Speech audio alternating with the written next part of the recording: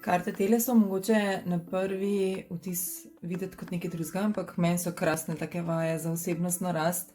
Imaš pač napotke, kaj narediti, potem eterična olja, ki jih lahko uporabiš, pa še afirmacije.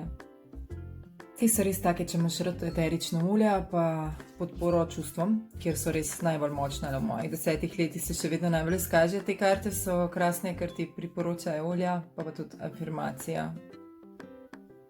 Sama uporabljam difuzor čez vse leto, tudi polet, in to je recimo, te so pa res take cute za vsakega, tudi za začetnike.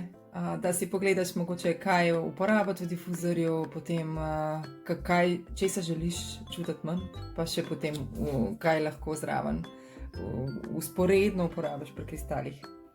Te so ene mojih prvih za osebnostno rast, od ene jogistke, dolgoletne, tako malo spiritualna, ampak luštna za čez dan ali pa takrat, ko rabiš mogoče še malo podporo. Vedno se lahko s čem vzporedno tudi dobiš, najdeš.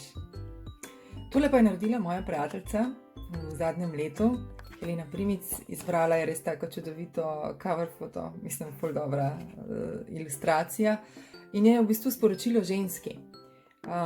Tako da si pogledaš in vidiš, kaj ti ustreza, kaj ti prinaša dan. Tole je pa dodatek dvema avstralskima avtorja, ki sta pač naredila res eno krasno knjigo, povezavi z eteričnimi olji, potem kaj prinašata, kaj manifestiraš in v bistvu katere afirmacije lahko uporabiš pri tem olju.